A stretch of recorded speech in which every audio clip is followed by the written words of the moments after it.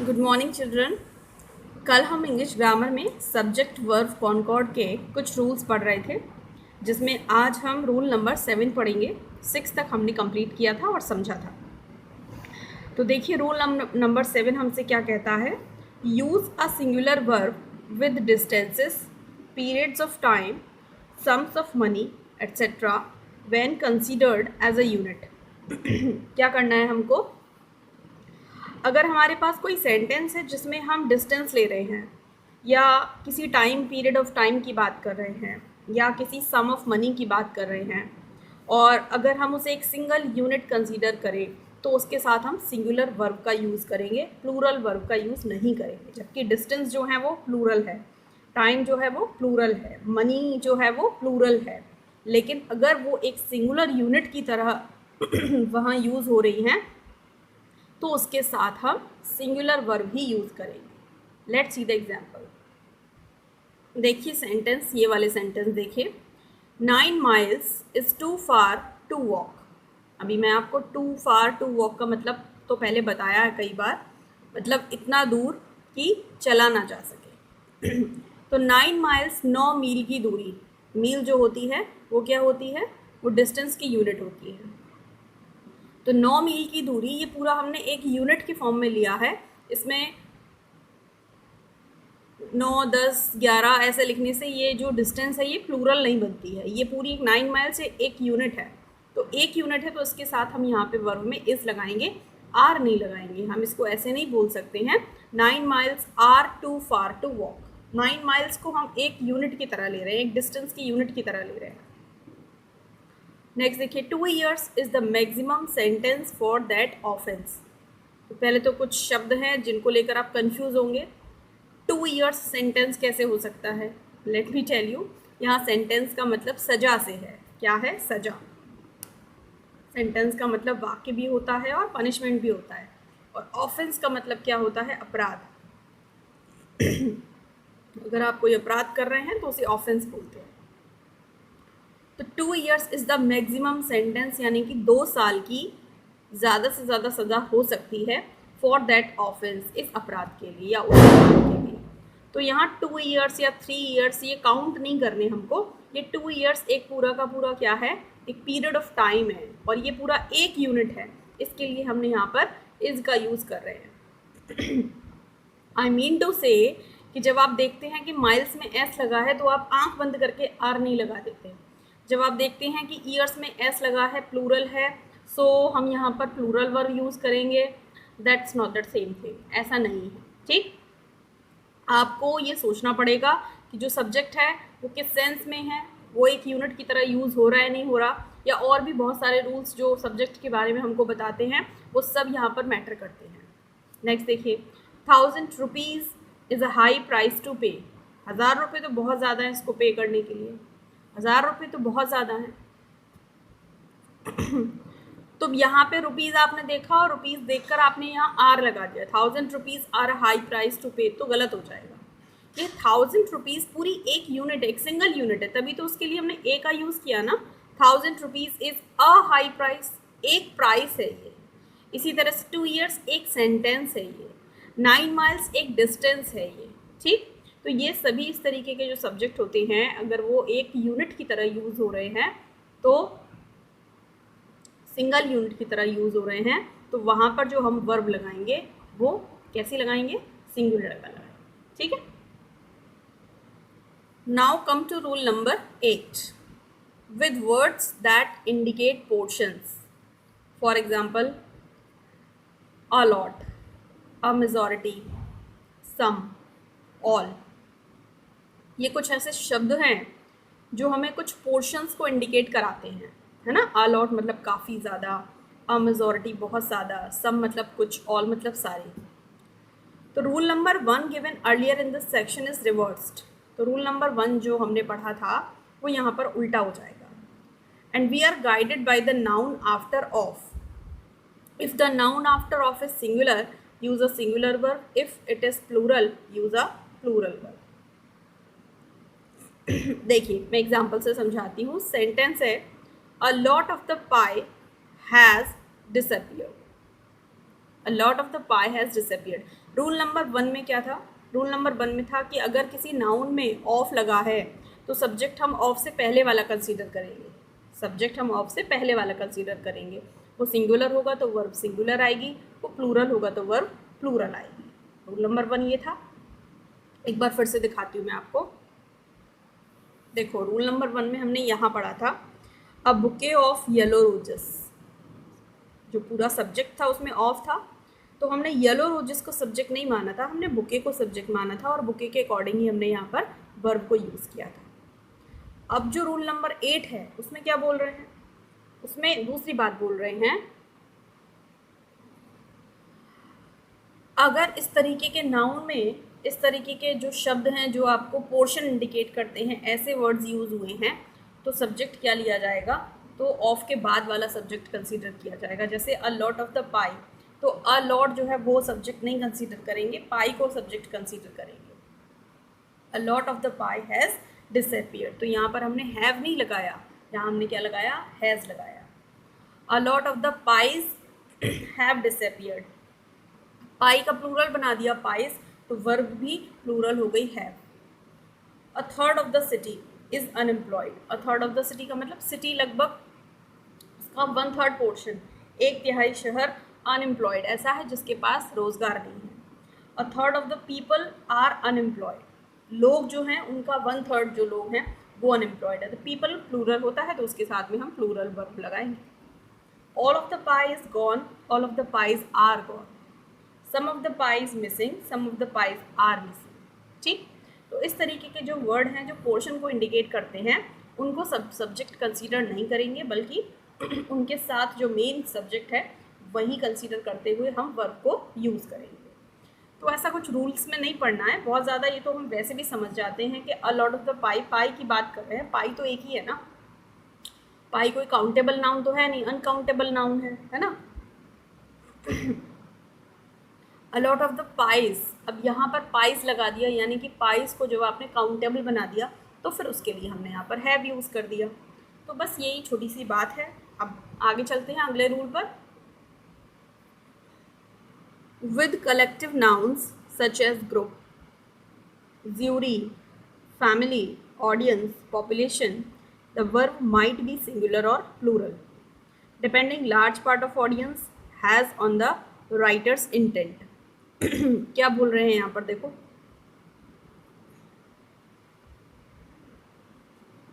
most of the jury is here or are here, a third of the population was not in favor or were not in favor of the bill। कहने का मतलब क्या है कि जब कोई collective noun use होते हैं, जैसे ज्यूरी जो है वो क्या होती है, 2-3 लोग बाग जज बनकर बैठ जाते हैं तो वो पूरा पैनल जो होता है उसको ज्यूरी कहते हैं। पॉपुलेशन मतलब बहुत सारे लोग पॉपुलेशन के अंतर्गत आते हैं, तो ये कैसे नाउन है? ये कलेक्टिव नाउन है। फैमिली एक पर्सन से तो नहीं बनती है, कई सारे लोग होते हैं उसमें। ऑडियंस कई सारे लोग होते हैं उसमें। तो इस तरह से जो कलेक्टिव नाउन है, ज्यूरी है, फैमिली है, ऑडियंस है, पॉपुलेशन है, तो इसके साथ अगर हम वर्ब यूज़ करेंगे तो सिंगुलर यूज़ करेंगे या प्लूरल यूज़ करेंगे, ये डिपेंड इस बात पे करता है कि जो लिखने वाला है, जो राइटर है, उसकी इंटेंशन क्या है, उसका इरादा क्या है, वो क्या सोच रहा है कि इस कलेक्टिव नाउन के अंदर कितने सारे लोग हो सकते हैं। तो हमने लिखा most of the jury is here और आर हियर, तो ज्यूरी का हमें प्लूरल नहीं बनाना है, ज्यूरीज नहीं करना है। ठीक, तो मोस्ट ऑफ द ज्यूरी, अधिकतर जो ज्यूरी थी वो इज़ हियर और आर हियर दोनों सही हैं, दोनों लगाए जा सकते हैं। अगर इज़ हियर लगा रहे हैं इसका मतलब संख्या कम है, ज्यूरी में जजेस की संख्या कम है, और आर हियर लगा रहे हैं तो इसका मतलब ज्यूरी में जजेस की संख्या ज़्यादा है। बस इतना सही मतलब है। ये एग्जाम्पल इनकम्प्लीट है। A third of the population was not in favour और were not in favour of the bill. Third of the population थोड़ी है या बहुत ज़्यादा है? थोड़ी है तो वाज नॉट आ जाएगा, बहुत ज़्यादा है तो वर नॉट आ जाएगा। ठीक है, यही रूल था। अब रूल नंबर 10 देखिए। The word were replaces was in sentences that express a wish or are contrary to a fact। क्या मतलब है? देखिए, ये तो मैं आपको पढ़ा चुकी हूँ कि अगर कोई सेंटेंस ऐसा है जिसमें हम कोई विश कर रहे हैं, क्या कर रहे हैं, कोई इच्छा प्रकट कर रहे हैं, तो वहाँ पर क्या होता है, वहाँ पर जो वॉज होता है वो वर में रिप्लेस हो जाता है, वो वर में कन्वर्ट हो जाता है। जैसे if Jeevan were here you would be sorry, अगर जीवन यहाँ होता तो निश्चित रूप से आप सॉरी फील करते, आप सॉरी कहते। तो should not Jeevan be followed by was not were given that Jeevan is singular, but Jeevan is not actually here so we say were not was. तो यहाँ पे हम क्या कर रहे हैं, कल्पना कर रहे हैं। अगर हम यहाँ लगा देते हैं जीवन वॉज हियर तो ये होता कि जीवन यहाँ था, तो अगर वाली बात खत्म हो जाती, क्योंकि सिर्फ वो सर्टेन हो जाता, वो फैक्ट बन जाता कि जीवन यहाँ था। जबकि हम क्या कह रहे हैं, जीवन यहाँ है नहीं, सोच रहे हैं कि अगर जीवन यहाँ होता, विश कर रहे हैं। तो जब हम किसी सेंटेंस में विश करते हैं तो हमेशा क्या यूज़ करते हैं, वर यूज़ करते हैं, वॉज यूज़ नहीं करते। तो the sentence demonstrate the conjunctive mood which is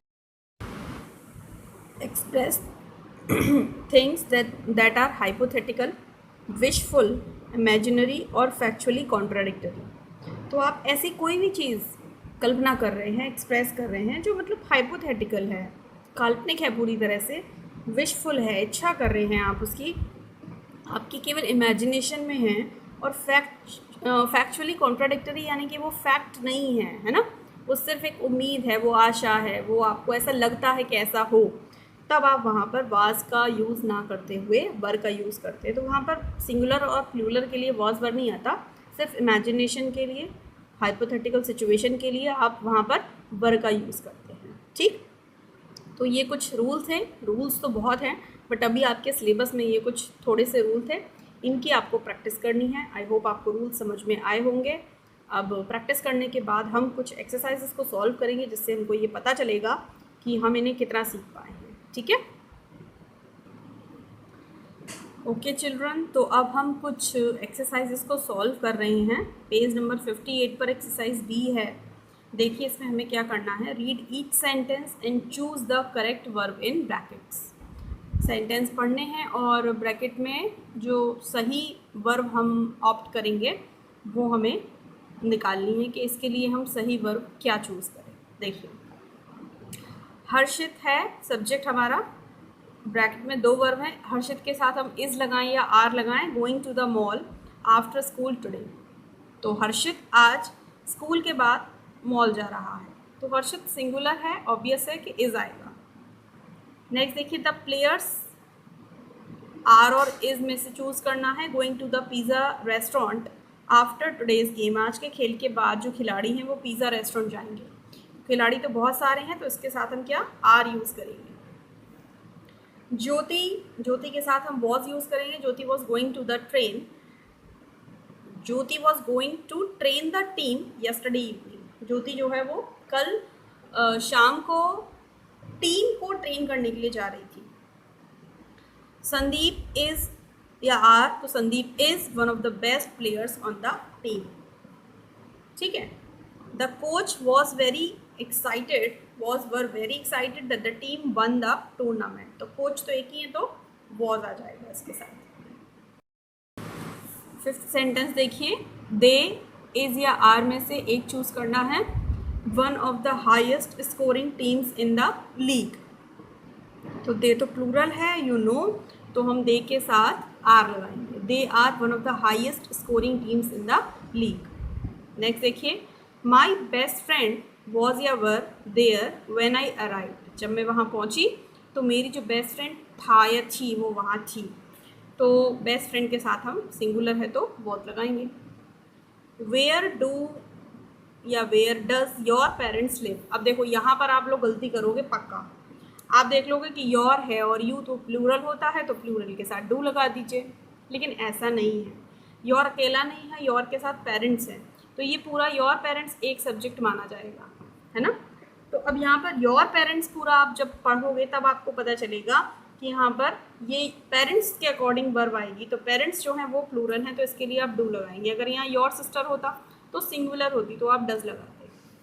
तो where do your parents live, आपके मम्मी पापा कहाँ रहते हैं। ठीक है, चलते हैं अगली एक्सरसाइज पर। पेज नंबर 59 पर एक्सरसाइज ए हम सॉल्व कर रहे हैं। Use the present tense form of the verb in brackets that agrees in number with the subject. ठीक है, तो हमको प्रेजेंट टेंस में वर्ब लगानी है। तो एग्जाम्पल आपके सामने है, Harshit is going to the mall after school today, ये तो हम ऑलरेडी सेंटेंस पढ़ चुके हैं। नेक्स्ट देखिए, दिस बास्केटबॉल गेम, अब यहाँ पर है बी की फॉर्म क्या होती है प्रेजेंट में, इज़, आर और एम। बी के प्लेस पे हम ये तीनों में से कोई सा भी यूज़ कर सकते हैं प्रेजेंट में। पास्ट में वॉज और वर में से कोई सा भी यूज़ कर सकते हैं। तो this basketball game is one of the most entertaining ever, तो गेम तो सिंगुलर है तो इज़ आ जाएगा। द प्लेयर्स के साथ बी है तो आर आ जाएगा। The players are one of the toughest opponents of the year. Today the players के साथ अगेन हम आर यूज़ करेंगे, very excited for the game. फिर players are enjoying the game, players game को एंजॉय कर रहे हैं। माई फैमिली, यहाँ पर भी इज क्यों आएगा, यहाँ पर भी बी आएगा, बी का ही आर फॉर्म करना है हमको। तो नेक्स्ट है माई फैमिली, गो है, गो के साथ सिंगुलर है ना माई फैमिली, तो गोज, ठीक। My family goes to see the games, मेरी फैमिली गेम्स को देखने के लिए जाती है, तो my family goes to see the games, ठीक। तो ये हमारी कुछ एक्सरसाइजेस थी जिन्हें हमने आज सॉल्व किया है। अब बढ़ते हुए आगे हम एक्सरसाइज बी सॉल्व करेंगे। यहाँ पर हमें क्या करना है, यहाँ पर भी हमें वर्ब सही चूज़ करनी है, वॉज या वर में से। देखिए सेंटेंस है, समीर वॉज या were growing taller each day. Sameer रोज़ जो है ना वो टॉलर हो रहा है, लंबा हो रहा है, तो समीर के साथ हम वॉज चूज़ करेंगे। ही वॉज या were excited about the first day of the school, तो आप मालूम है कि ही के साथ वॉज लगाओगे। We were travelling across the country. I was going to tell you but now I am not. We were going to the park but then it started to rain. She was one of the star players on the volleyball team. We were excited about the championship game. They were walking around the block. He was a very obedient student. Can you tell if they were prepared? Can you tell if they were prepared? ठीक है, तो ये exercise solve करनी तो बहुत ही simple थी, इसमें कुछ ऐसा डिफ़िकल्ट वाला पार्ट ही नहीं था, तो ये बहुत आराम से हो गई। अब फटाफट से अगली एक्सरसाइज पर चलते हैं। तो देखिए पेज नंबर 60 पर हम पहुंच चुके हैं। एक्सरसाइज सी पर, circle the correct verb in the sentences in each of the sentences below. यहाँ पर भी हमें वर्ब पूछी गई है, सही कौन सी है। योर फ्रेंड, टॉक लगाएं या टॉक्स लगाएं, टू मच, तो योर फ्रेंड। अब यहाँ पर मैंने वो बात जो बताई थी ना कि आप योर नहीं देखेंगे, आप पूरा योर फ्रेंड देखेंगे, और योर फ्रेंड जो है वो सिंगुलर है तो उसके साथ फिर हम टॉक्स लगाएंगे। The man with the roses, अब यहाँ पर फिर से वही वाली बात है, रोजेस के अकॉर्डिंग तो आप लोग लगा देंगे तो गलत हो जाएगा। सेंटेंस पूरा पढ़िए क्योंकि ये पूरा सब्जेक्ट है, the man with the roses, और यहाँ पर मैन जो है वो सब्जेक्ट है, रोजेस सब्जेक्ट नहीं है, तो मैन के अकॉर्डिंग यहाँ लुक्स लगाएंगे। The women in the pool, तो विमेन है सब्जेक्ट यहाँ पर, जो प्लूरल है तो स्विम लगाएंगे। बब्बन, नाम है किसी का बब्बन, तो सिंगुलर है तो ड्राइव्स लगाएंगे, Babban drives a cab. The football players बहुत सारे हैं तो run 5 miles every day. Next,